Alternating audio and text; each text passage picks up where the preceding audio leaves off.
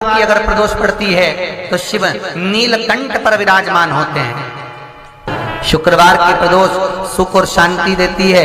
फिर लिखा शिव महापुराण में, बड़ा सुंदर लिखा वेदव्यास जी ने, मान लो आप प्रदोष का व्रत नहीं कर सकते, आप अगर व्रत नहीं कर सकते तो प्रदोष के दिन शंकर भगवान की जलाधारी में से पानी नीचे बहता है। जब विशेष कोई दुख वाली बात आ जाती है या कोई तकलीफ खड़ी हो जाती है, बहुत बड़ी अगर कोई तकलीफ खड़ी हो जाती है, तो शिवलिंग के स्पर्श की जगह जहां से पानी बहता है जाता है ये गोल, और यहाँ से जो भगवान के चरण है जहां से पानी नीचे गिरता है, समझ रहे हो ना सब लोग, उस स्थान पर अपनी जो ये हथेली होती है, इस हथेली को कुछ देर लगा लिया जाता है। कौन सा स्थान?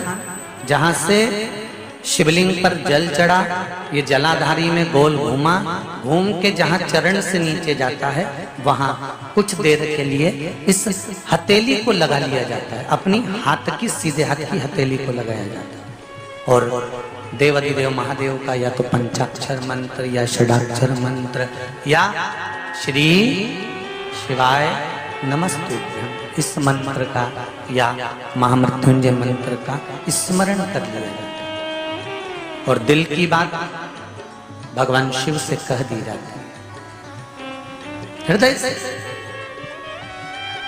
कहकर 2 दिन, ज्यादा से ज्यादा 3 दिन, ज्यादा से ज्यादा 5 दिन, बस 6ठे दिन की जरूरत नहीं पड़ेगी, बाबा रास्ता खोल देगा और कार्य सफल कर देगा।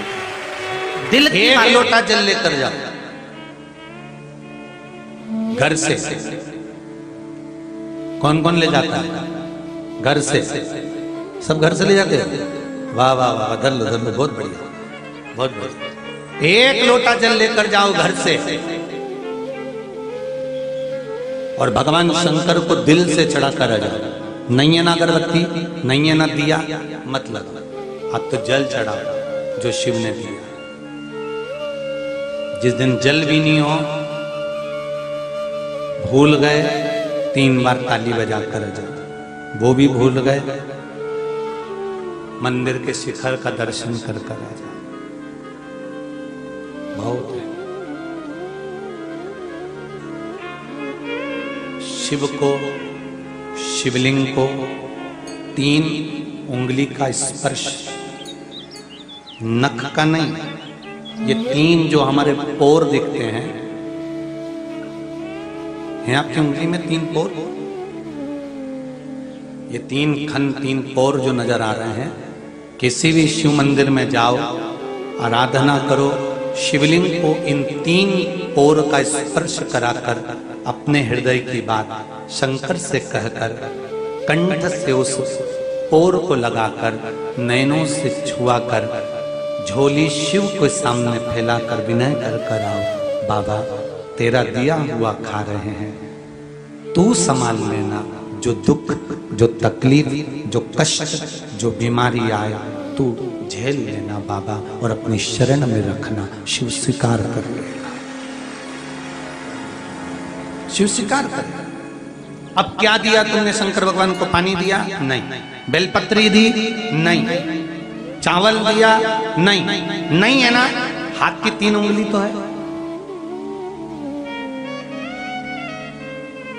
बहुत उत्तम। इसलिए शिव आराधना कहां होती है? शंकर जी का जो जलाधारी है वो कहां है? उत्तर की ओर, उत्तर की ओर जलाधारी। शिव के भगत शंकर का पूजन करने बैठते हैं तो कहां बैठते हैं? दक्षिण की ओर। दक्षिण में भगत बैठता है, उत्तर की ओर जलाधारी रहता है। महाराज देखिए कितनी विचित्र लीला है। पंडित जी आपको पूजन करने बैठाएंगे तो कहेंगे पूरा पश्चिम में बैठो, पंडित जी अगर बैठाएंगे तो कहेंगे पूरा पश्चिम में बैठो। और शंकर का अनुमोदन करने वाला, शिव का स्मरण करने वाला, शंकर की पूजन करने वाला, शंकर को जल चढ़ाने वाला, अगर वो पूर्व में बैठकर चढ़ा रहा है, पश्चिम में बैठकर चढ़ा रहा है, उत्तर में बैठकर चढ़ा रहा है, उसका फल मात्र 25% है। और शंकर को अगर दक्षिण में बैठकर उत्तर की ओर मुख कर जल चढ़ा रहा है तो उसका पुण्य 1000% है। उसका पुण्य आनंद में प्राप्त हो जाता है, उसको कम नहीं हो सकता, वो बढ़ता। कभी ऐसा योग लगे आपके जीवन में कि आप जिस व्यापार को आपने करा उस व्यापार में आपको फल नहीं मिला, फिर आपने व्यापार चेंज करा, फिर बदल कर देखा, फिर उस व्यापार को कर कर देखा, उसमें फल नहीं मिला, फिर आपने वापिस व्यापार को बदलने का विचार किया, तो हमारा निवेदन रहेगा उस व्यापार को बदलने से पहले एक काम जरूर कर देखना। 3 स्थान पर बेलपत्र को चढ़ाकर देखिएगा। अगर आपको लगे कि मैंने व्यापार बदल लिया, एक बार बदला, कई लोग ऐसे भी होते हैं जो पैसा इकट्ठा करते हैं, धन एकत्रित करते हैं, और कोई व्यापार ऐसा कर लेते हैं जिस व्यापार में धन चले जाता है तो वो धन वापिस नहीं आता महाराज, वो व्यापार का धन वापिस नहीं आ पाता। तो बड़े दुखी होता है कि भाई मेरा गया हुआ पैसा नहीं आ रहा, मैं बड़ा कष्ट में हूं, मेरा खुद का ही आ जाए ना तो मैं निहाल हो जाऊं, मेरा अपना ही नहीं आ रहा जो गया हुआ है, तो मैं क्या वर्णन करूं, उसको क्या कहूं। उनके लिए भी ये प्रयोग, ये शिव विद्येश्वर संहिता का ये भाव बड़ा सुंदर है महाराज। आप व्यापार पर व्यापार बदल कर देख लिए, धन भी हमारा कहीं डूब गया, आ नहीं रहा है, तो प्रयास करना। 3 स्थान पर चढ़ाई गई बेलपत्र हमें सुख का अनुभव करा देती, बहुत ध्यान लगाइएगा। पहला, अशोक सुंदरी की जगह। अब ये बेलपत्र जब भी आप चढ़ाएंगे तो रविवार की अगर प्रदोष पड़ जाए, कौन से दिन? रविवार की प्रदोष के दिन ये प्रयोग अवश्य कर देखिएगा। ज्यादा बार नहीं करना है, केवल एक ही बार करना, बाबा उस स्वयं कृपा करेगा। अपने मंदिर में, अर्थात अपने घर के पास कोई मंदिर हो, शिवालय हो, देवालय हो, जहां शंकर भगवान विराजमान हो, शिवलिंग हो, ऐसी जगह पर अवश्य करें। हमें कहीं दूर जाकर ये प्रयोग नहीं करना है, अपने अपने शिवालय, अपने जो घर के आसपास में शिवालय हो वो। एक बेलपत्र अशोक सुंदरी वाली जगह। अब उसको अशोक सुंदरी की जगह पर भी चढ़ाने का तरीका क्या है? जब हम बेलपत्र चढ़ाएंगे तो उस बेलपत्र को चढ़ाते समय आपकी जो बेलपत्र की डंडी है, वो बेलपत्र, रविवार प्रदोष के दिन का ये उपाय है महाराज, ये बेलपत्र की जो डंडी है, इस डंडी का भाग शिवलिंग की ओर होना चाहिए। ये जो डंडी है, इसका भाग अशोक सुंदरी पर जब चढ़ाएंगे तो शिवलिंग की ओर इसका भाग होगा महाराज। दूसरी, बेलपत्र को जब हम समर्पित करेंगे, जया, विषहरा, शामरीवारी, दौतली, देव, मान लो जलाधारी ऊपर नहीं है शंकर जी के, तो उसका स्मरण कर कर 5 कन्याओं का नाम लेकर, जया, विषहरा, शामलीवारी, दौतली, देव, इनका स्मरण कर कर शंकर भगवान के शिवलिंग पर बेलपत्र रखेंगे। बेलपत्र कहां रखना है?